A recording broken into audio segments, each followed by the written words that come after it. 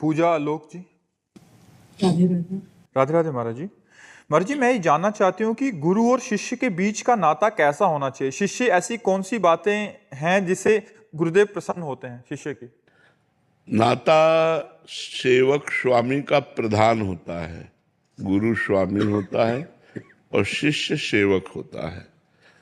सेवक वही है जो स्वामी की अक्षरशः आज्ञा का पालन करे, गुरु को साक्षात परब्रह्म मान करके उनकी आज्ञा का पालन करे।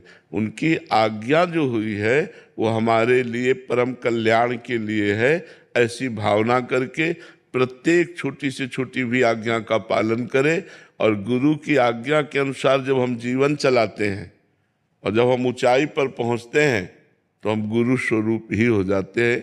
हमारा गुरु का संबंध स्वामी सेवक का संबंध है, माता पिता का संबंध है, मित्र का संबंध है, सब कुछ संबंध है। तुमेव माता च पिता तुमेव, तुमेव बंधुश्च सखा तुमेव, तुमेव विद्या द्रविणं तुमेव, तुमेव सर्वम मम देव देव। सर्वदेव गुरुदेव, हमारी संपत्ति गुरुदेव, हमारे माता गुरुदेव, हमारे पिता गुरुदेव, हमारे सखा गुरुदेव। गुरुदेव, अब जैसे ये लोग सब हमारे पास रहते हैं तो कभी हंसी खेल होता है तो हम साथ ही हंसते भी हैं, विनोद भी हो रहा है तो हम सखा भाव में उस समय हंसी विनोद भी करते हैं। माता की तरह इनका पोषण करते हैं, पिता की तरह इनकी संरक्षता करते हैं, स्वामी की तरह इनकी हर कामनाओं को देखते हैं और शिक्षक की तरह, गुरु की तरह इनको उपदेश देते हैं। तो सारे संबंध गुरुदेव से जिसके हैं वही सच्चा सेवक है, वही सच्चा शिष्य है। और गुरु और शिष्य दोनों समान एक स्थिति को प्राप्त हो जाए तब शिष्यता की पूर्णता है। जो गुरु में चल रहा है वही शिष्य में चल रहा है। जिस रस में गुरु मगन है उसी रस में शिष्य मगन है, तब वो एक रस्ता आ गई, तब वो सच्चा शिष्य हो गया।